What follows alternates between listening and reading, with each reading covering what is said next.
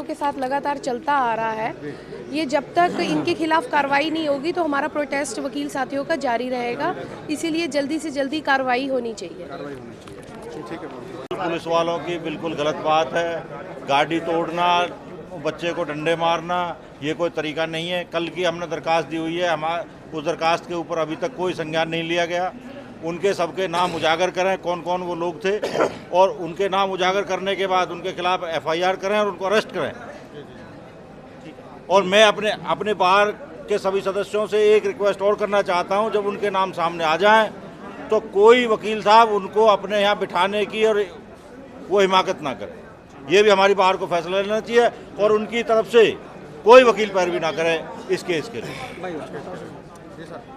देखिए, जो कल ये घटना हुई है बहुत दुर्भाग्यपूर्ण है और पुलिस का जो रवैया है वो पिछले काफ़ी समय से ये देखा जा रहा है। कई वारदात हमारे वकील साथियों के साथ हो चुकी हैं।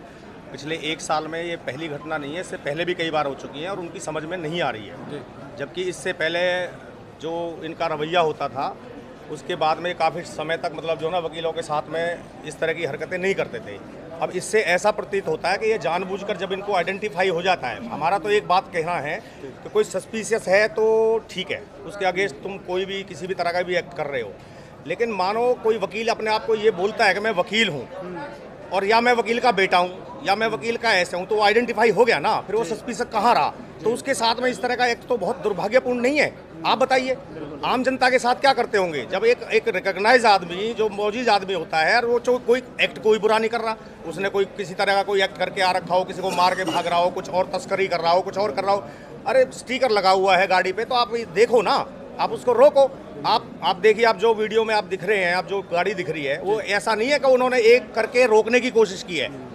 डेलिबरेटली उन्होंने जानबूझ के पूरी गाड़ी के पे उन्होंने जो है ना अपने डंडे और जो भी उन्होंने जिस तरह से भी उसको किया, तो ये सही है। वो तो बच्चा है, वो तो भाग गया वहाँ से। वीडियो वगैरह है कुछ आपके पास? हाँ, वीडियो पुलिस के पास है, CCTV कैमरे सब कुछ है, सब फुटेज है लेकिन उनके पास है, पुलिस के पास। लेकिन जो गाड़ी है वो तो विजिबल है, वो तो सब थाने में खड़ी हुई है, वो दिख रही है। तो हमारा ये कहना है कि वकील साथियों के साथ में ये कह रहे हैं तो कहीं को ऐसे ना हो कि कल को कोई वकील बहुत बड़ा उग्र ये आंदोलन हो जाए या ये रूप ले ले, ये कुछ भी संभव हो सकता है। या 4000 वकील है, सारे शहर को ये वकील ही संभालते हैं, 4000 वकील।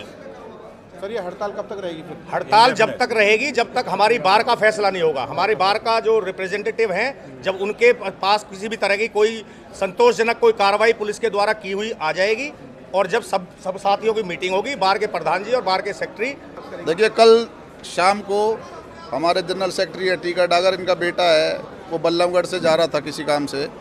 पुलिस के द्वारा गलत तरीके से रोककर, बच्चा था रुक रहा था, वो उसे ना थोड़ी सी आ गया, उसके ऊपर लाठियाँ बरसा दी, उसकी गाड़ी तोड़ दी।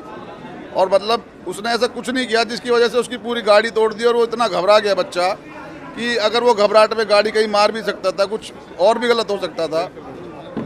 उस कंडीशन में फिर उसने अपने फादर साहब के पास फ़ोन किया, टीका डागर के पास। टीका गया, मौके पे देखा, पुलिस वालों से पूछा कि भाई क्या बात होगी। देख के पुलिस वाले वहाँ से चले गए मौके से। तो ये पुलिस का बिल्कुल गलत रवैया है। पुलिस ने ये आम धारणा बना रखी है कि जहाँ भी वकीलों का कोई मैटर आए या उनसे रिलेटेड आए, उनके रिलेटिव का आए, तो वहाँ तो पुलिस इतने इनके खिलाफ हो जाती है। अभी पिछले 8-10 दिन पहले भी हमारे वकील साथी है योगेश शर्मा, छां से ताने में, उसके साथ भी इसी तरह की बदतमीजी SHO द्वारा करी गई है। उसके साथ बदतमीजी करी, वहाँ बिठाया, उसके खिलाफ हमने CP साहब को शिकायत भी दी है, उस पर भी जांच चल रही है। अगर उसमें कोई बात नहीं, उसके खिलाफ भी हम संज्ञान लेंगे। फैसला साहब चेकिंग करने के लिए रोक रहे थे या फिर ऐसे ही उन्होंने एकदम? देखिए, चेकिंग का ना तो वहाँ कोई गाड़ी थी उनके पास चेकिंग वाली, ना कोई वो बैरिकेड्स उन्होंने लगाए हुए थे। तो उन्होंने तो डंडे लेकर बीच रोड पे खड़े थे। किस नियत से खड़े थे, किस बारे में खड़े थे, वहाँ पे ये भी पता लगा है कि उन्होंने कई और लोगों को भी इस तरह से गलत तरीके से रोका, डंडे मारे। तो ये कहाँ का लॉ है कि अगर तुम कोई जा रहा है बिना रोके उसे डंडे मार के रोक रहे हो? ये पुलिस का काम है, ये तो बदमाशी, ये गुंडागर्दी है। तो इस तरह की बिल्कुल हम बर्दाश्त नहीं करेंगे। आपके माध्यम से हम CP साहब को, प्रशासन को ये बताना चाहते हैं, बिल्कुल गलत तरीका है। जो भी दोषी है, पुलिस जैसे भी दोषी आम दोषियों के साथ कार्रवाई करती है, वैसे इनके साथ भी सख्त से सख्त कार्रवाई की जाए और संज्ञान लिया जाए, जब तक हम सारे साथी एकजुट होकर इस चीज़ का विरोध कर रहे हैं और करते रहे। प्रधान जी, कल क्राइम ब्रांच वाले जब चेकिंग कर रहे थे तो उस वक्त उन्होंने मीडिया में बयान दिए थे कि लोगों में जो है कानून का विश्वास बनाए रखने के लिए और अपराधियों में भय बनाने के लिए जो है इस तरह की मुहिम चला रहे हैं और अचानक से सड़कों पर डंडों के साथ क्राइम ब्रांच वालों को उतार रहे हैं। देखिए, आप ही इस बात से अंदाज़ा लगा सकते हैं कि ये लोगों में भय का माहौल पैदा कर रहे हैं, लोगों को मतलब क्राइम से बचा रहे हैं, उनमें क्राइम का खौफ बढ़ा रहे हैं। ये पुलिस का काम थोड़ी है। पुलिस कायदे में रह के कोई काम करे। लॉ नाम की भी कोई चीज़ है। अगर बच्चों के साथ, बूढ़ों के साथ ऐसा हो रहा है, पढ़े लिखे वकील है उनके साथ ऐसा हो रहा है, तो आमजन कैसे सुरक्षित रहेगा? मुझे आप इस बात का जवाब दें। आज का कामकाज ठप किया गया है या किस तरह से अपना विरोध जता रहे हैं? देखिए, आज बिल्कुल हमारा वर्क सस्पेंड है। सारे साथी हम इस चीज़ का विरोध कर रहे हैं, इसके विरोध में बैठे हैं। और अब हमारे पास पुलिस की तरफ से जैसे भी कोई फ़ोन आ रहे हैं या आ रहे हैं, तो उनके खिलाफ हमारी यही उनसे आपके द्वारा मांग है। हमने भी यही कहा है कि जो दोषी है उनके खिलाफ कार्रवाई की जाए। कोई आश्वासन मिला है पुलिस की तरफ से? हाँ, आश्वासन मिला। वो कह रहे हैं कि हम देख रहे हैं इसमें, तो अब जैसा भी जो आगे की होती है उसमें देखते हैं। अगर कार्रवाई हो, क्राइम ब्रांच वाले की पहचान हो पाई है जिसने डंडा मारा था या अभी कोई पहचान नहीं। सेक्टर 30 के सीआईए वाले बता रहे हैं, बाकी आइडेंटिफाई ये नहीं हुए कि बाय नेम कौन है। वो तो पुलिस को सब पता है कौन है। अगर पुलिस जांच करेगी या पुलिस पूछेगी कोई तो आसपास सीसीटीवी कैमरे भी थे वहाँ पे जब ये वारदात हुई थी? कोई आसपास इस CCTV बारे में अभी हमें संज्ञान नहीं है। संज्ञान नहीं है। हाँ, तो देखिए क्या चाह रहे हैं सर, क्या चाहते हैं? बस यही है कि जो दोषी है उनके खिलाफ सख्त से सख्त कार्रवाई की जाए। जैसे कि पुलिस सभी के खिलाफ करती है, वैसे ही पुलिस मान के नहीं, जैसे अपराधी के खिलाफ होते हैं उसी तरह से उनके खिलाफ भी कानूनी कार्रवाई की जाए। ठीक है डागर जी। वकील एकता जिंदाबाद, वकील एकता। एक बार आपका पूरा नाम बता दीजिए। कल क्या हुआ? आपके बेटे का फोन आया था। मैं टिकट डागर नहीं हूँ, मैं एक्स सेक्रेटरी नरेंद्र पराशर हूँ। टिकट डागर जी अभी गए हुए हैं। वो बेटा चाहे टिकट डागर का हो चाहे किसी का हो, बेटा है वकील का। और हमारा किसी भी वकील का बेटा हमारा बेटा, किसी भी वकील की फैमिली हमारी फैमिली है। मैं अभी आपने कहा कि क्राइम ब्रांच वालों से आपने पता करा, क्राइम ब्रांच वालों ने कहा कि अपराध को रोकने के लिए हम इस कार्य को कर रहे हैं। यही कहा भी आपने। मैं आपसे ही ये पूछता हूँ कि क्राइम ब्रांच वालों की, आपने सीआईए वालों की 10 गाड़ियाँ खड़ी हैं, आप जाके देखो टिंटेड है, नंबर है कि नहीं है उन पे? किसी भी गाड़ी पे नंबर नहीं होगा, हर गाड़ी टिंटेड होगी। पुलिस वालों की गाड़ियों के आगे बोनेट पे आगे फ्रंट पे टोपी क्यों रखी रहती है? क्या दिखाना चाहते हैं वो इस चीज़ को दिखा के? हम क्या लेके चले कोर्ट को या बाहर लटका के चलेंगे? तब वो समझेंगे कि हम वकील हैं। उनके किसी बंदे के आज तक एक भी कोई ऐसा तरीका बता दो, कोई एक भी एग्जाम्पल, कोई एक भी घटना बता दो कि पुलिस वाले के साथ कार्रवाई करी हो, वकील के साथ ही क्यों करते हैं? वकील दुश्मन है उनके, ठीक है? कभी वकील को मान सम्मान देना नहीं सीखा क्या इन्होंने? हम जनता के लिए कार्य कर रहे हैं, हम अपराध नहीं फैला रहे। अपराध फैला रहे हैं ये, रिश्वत ले रहे हैं ये, रोज रोज पकड़े जा रहे हैं।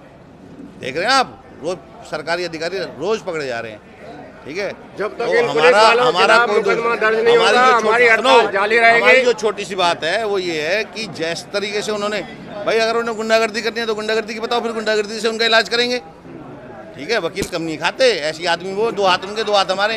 गुंडागर्दी पे आना, गुंडागर्दी पे आ जाओ, कोई दिक्कत नहीं है भाई।